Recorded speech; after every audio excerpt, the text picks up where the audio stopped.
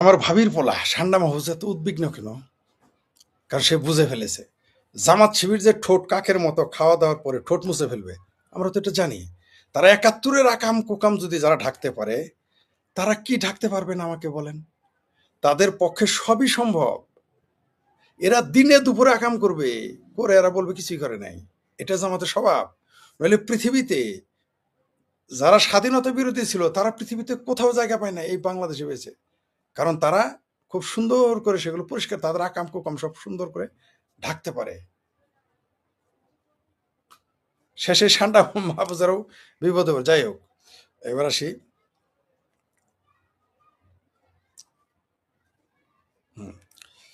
ছাত্র দলের মহাবীর মানে সম্মানিত সভাপতি বলেছেন, রাকিবুল ইসলাম রাকিব, তিনি কি বলেছেন?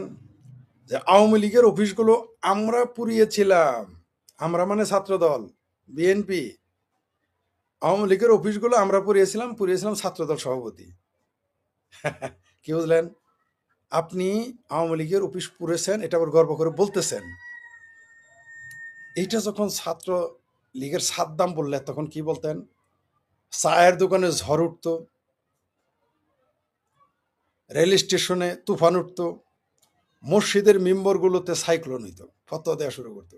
কিন্তু এখন চুপ। যাই হোক, ছাত্রদল সভাপতি এই স্লোগানের মাধ্যমে প্রমাণ করে দিল যে তারা যে সন্ত্রাসী কার্যক্রম করেছে, অদূর ভবিষ্যতে তার এই বয়ানের উপরেই রাজসাক্ষী, তার আকামের রাজসাক্ষী তিনি নিজেই। আবার এই রাজসাক্ষীকে আরো একটু এই রাজসাক্ষীকে আরো একটু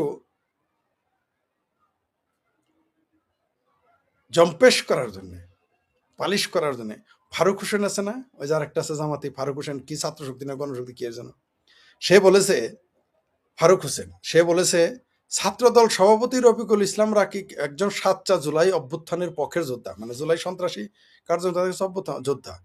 আলোচনার সমালোচনা যাই থাকুক, রাকিব ভাইকে জুলাই অভ্যুত্থানে খাঁটি সৈনিক বলতে কোনো দ্বিধা নেই আমার। এটা কে বলেছে? আরে এক শিবিরে না থেকে যে শিবিরের কাছে ফারুক হোসেন দেখবেন পাড়া ওই যে দৌড়াইছিল, যে ছাত্র শক্তি নেই গণশক্তি, আবার এক সময় রাশেদের সাথে থাকতো, এক সময় বিভিন্ন রাশাতে, সেই ফারুক হোসেন বলেছে যে এখন মান্নাবাড়ির পেতিপাড়া থেকে তারেক রহমানের পাড়া বনে গেছে জাহেদুর রহমান। জাহিদ বলছে জুলাই নিয়ে কটূক্তি ক্রিমিনাল অফেন্স হিসেবে যুক্ত করতে আলাপ হতে পারে। এই বাটপার, এই মান্না ভাইয়ের যে পেতিপাড়া, 5টা ভোট কিন্তু পাবে না সে। পাঁচটা হাতে গোনা 5টা ভোট, 2 হাতে 10টা দেবে না, এক হাতের 5টা ভোট সে পাবে না। তার লম্বা লম্বা কথা। আমি এই জন্য বলি রাজনীতিতে কোনো যোগ্যতার দরকার নেই। আরো মানে আপনি যখন চেয়ারটাতে চামচাম কোনোভাবে পেয়ে গেলে হয়েছে আপনি অনেক কিছু। কারো কারো কপাল খুলে যায়, যেমন জুনায়েদ সাকি, বাঁয়ে সিগন্যাল দিয়ে ডাইনিমোর, যেমন এই যে মান্না ভাইয়ের প্রতি। মান্না ভাই এত বড় নেতা, তিনি এমপি হতে পারলেন না, তিনি উপদেষ্টা হইতে পারলেন না। তিনিও যদি তারেক রহমানের উপদেষ্টা হইতেন, মাহমুদুর রহমান মান্না, মান্না ভাই কিংবদন্তি ছাত্র নেতা, তাকে কিন্তু উপদেষ্টা বানায় নাই, বানাইছে তার যে পেতিপাড়া এই জাহেদ, তাকে বানাইছে তারেক রহমান। দালমি কুস্ত কালা হয়, মানে অযোগ্য যত হবেন তত যোগ্য জায়গায় যেতে পারবেন। এই এই পেতিপাড়া যারে দিল্লির দিল্লির দিল্লিতে বলছে যে এরা তো দেখতে নেশাখোর মনে হয়, গাঞ্জাখোর করতে গেছে, সেই উপদেষ্টা বলছে যে জুলাই নিয়ে কটূক্তি ক্রিমিনাল অফেন্স আলাপ হতে অফেন্স। তাহলে মুক্তিযুদ্ধ নিয়ে যদি কেউ কটূক্তি করে তাকে কি করা উচিত? কেউ যদি মুক্তিযোদ্ধা হওয়ার কারণে তাকে চর দেয়, তারে কি করা উচিত? মুক্তিযোদ্ধার পোলা হলেই তার চারণ লাগবে, যদি তা করে সেটা কি করা উচিত? যদি বলে 72 সংবিধান মানে ছিঁড়ে ফেলে কি করা উচিত? যদি বলে যে কোট আন কোট জুলাই মুক্তিযুদ্ধের বিরুদ্ধেই জুলাই সন্ত্রাস হয়েছে, জুলাই আন্দোলন হয়েছে, তাইলে তার কি করা উচিত? মুক্তিযোদ্ধা হওয়ার কারণে কবরে যদি লাশ থাকে সেখানে ভেঙেছে, আগুন দিয়েছে, তাহলে কি করা উচিত? 32 নম্বর বাড়ি যারা ভেঙেছে তাহলে তাদের কি করা উচিত? যদি মাত্র তথাকথিত জুলাইয়ের সন্ত্রাসীদেরকে যদি আমরা বলি জুলাই সন্ত্রাস, তাতেই যদি এটা কটূক্তি হয়, অফেন্স হয়, তাহলে এদের কি করা উচিত? যারা মুক্তিযুদ্ধকে তছনছ করে ফেললো তাদের কি করা উচিত? যারা বঙ্গবন্ধুর যে ভাষণ, ঐতিহাসিক 7ই মার্চের ভাষণ পাঠ্য বই থেকে বাদ দিল, তাদের কি করা উচিত? একটু জানাবেন প্লিজ। মানে বুঝতে পারছেন তো? খারাপ ভাষাটা আর বললাম না? একটু ভালোবাসা বলি, কোথায় হলো উগারতলা আর কোথায় হলো আগরতলা, কোথায় জুলাই সন্ত্রাস, গোলামি, দেশটাকে গোলামি, মানে প্রভুদের কাছে দান করে দেওয়া, প্রভুদের কথা গোলামিতে চলে যাওয়া, আর মুক্তিযুদ্ধ করে দেশ স্বাধীন করা। মুক্তিযুদ্ধ, ৭১, জয় বাংলা, সংবিধান, এগুলো উপজ্যতি করলে, কটূক্তি করলে অফেন্স না। কিন্তু কোথাকার কোন জুলাই সন্ত্রাসীরা, তারা ওই কোথাকার কোন জামাত শিবির, তাদের নিয়ে সমালোচনা করলে কটূক্তি এবং অপরাধ। দেখলেন তো অবস্থা। ২৪-এর আন্দোলন আমেরিকা ভাড়াটে লোক দিয়ে পেইড আন্দোলন করেছে সাবেক বিএনপি নেতা, সাবেক বিএনপির এমপি, সাবেক বিএনপির খালেদা জিয়ার উপদেষ্টা এবং বীর মুক্তিযোদ্ধা এবং বর্তমান জামাতের মেথর আখতারুজ্জামান, মানে মেজর আখতারুজ্জামান এটা বলেছেন। আবার বলি কি বলেছেন, আমরা বললে তো আওয়ামী লীগের দালাল, শেখ হাসিনার দালাল, ভারতের দালাল, নরেন্দ্র মোদী দালাল হয়ে যায়, অমিত শাহ দালাল হয়ে যায়, তাই না? আর এখন তো শুভেন্দু অধিকারীর দালাল বলেন। তো এই যে কে বলেছে, মেজর আখতারুজ্জামান, যে মেজর আখতার খাঁটি পাকি দালাল হয়ে গেছে এখন। তারপর মুক্তিযুদ্ধ জামাত, বাবারে বাবা, খাঁটি জামাতি। তিনি বলেছেন যে ২৪-এর আন্দোলনে আমেরিকা ভাড়াটে লোক দিয়ে পেইড আন্দোলন করেছে। কি বলবেন, কি জবাব আছে? কে ভাবির পোলারা, আমি যখন এটা বলি খেপে যাও, চিঙ্কু মামারাকে, এই জন্যই বলেছেন। একজন মুক্তিযোদ্ধা, একজন মেজর, তারপর আবার উপদেষ্টা খালেদা জিয়ার, এখন ডাইরেক্ট জামাত। তোমাদের পেয়ারা পাকিস্তান যায় যায়, তোমরা স্বপ্ন দেখতেছো না? তোমরা 7 সিস্টার খাবা, দিল্লি ধরবা, তারপরে আসাম নিয়ে নিবা, কত গল্প না, কলকাতা নিয়ে নিবা। তো তোমাদের যে স্বাদের পেয়ারা পাকিস্তান, ওইটাই এখন যায় যায়, ওই চিন্তা করো ওইটা কেমনে বাঁচাবো, ওইখানে যাও। শব্দটা কি দেখেন, কারবালা থেকে ৩৬শে জুলাই, বাটপাড়িটা দেখেন এই মাদ্রাসা ছাত্রদের।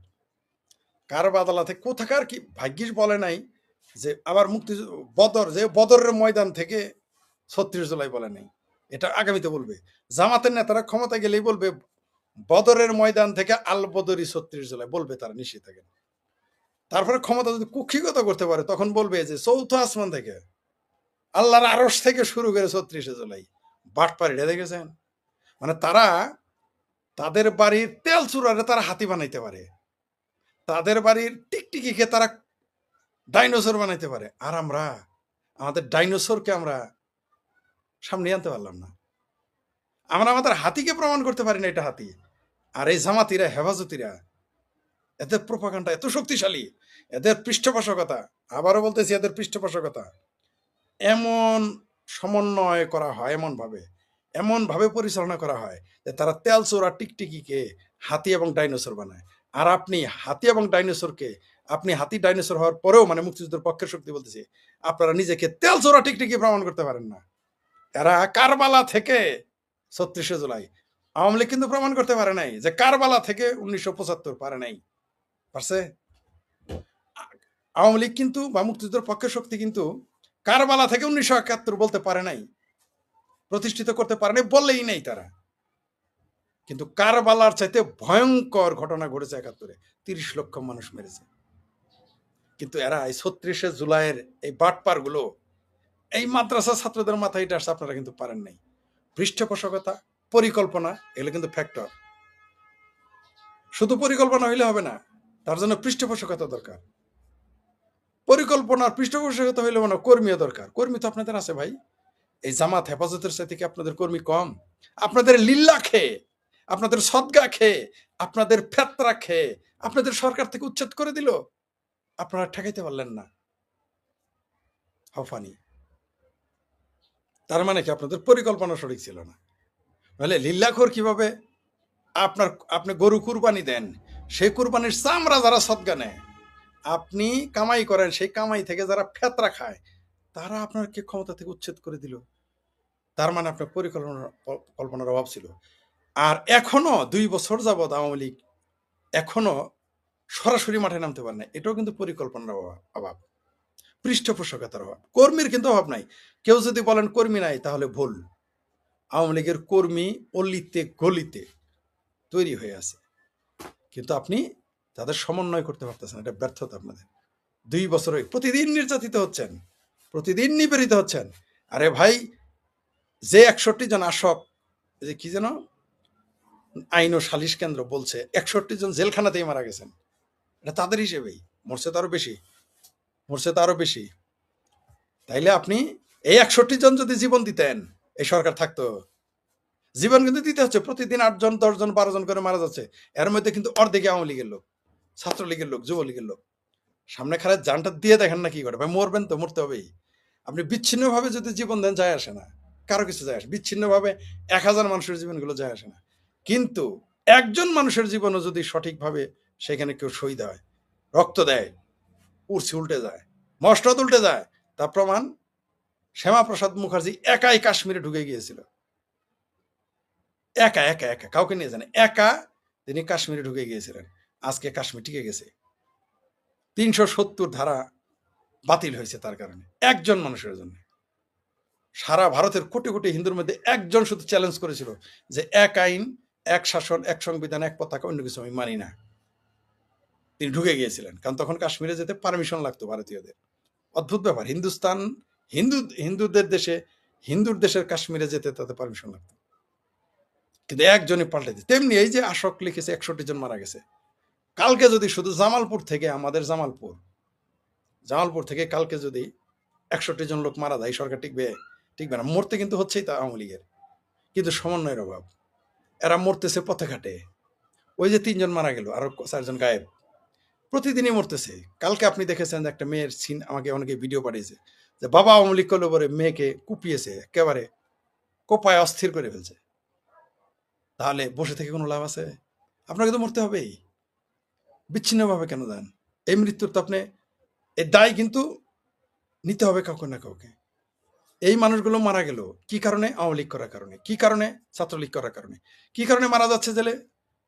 হয় সে আওয়ামী লীগ করে, অথবা সে ছাত্রলীগ করে, বা তার পরিবার আওয়ামী লীগ করে, মুক্তিযুদ্ধের পক্ষে মারা যাচ্ছে। একসাথে নামতে হবে, পরিকল্পনা অভাব, পৃষ্ঠপোষকতা। গপ্প যতই করেন, খালি মুখে চিরে ভিজে না, পৃষ্ঠপোষকতা লাগে। অবশ্যই পৃষ্ঠপোষকতার অভাব। যারা ইনকাম করে নাই তাদের কথা বাদ, যারা লুটপাট করেছেন, করেন নাই তো একজনের তো লুটপাট করেছেন নাকি?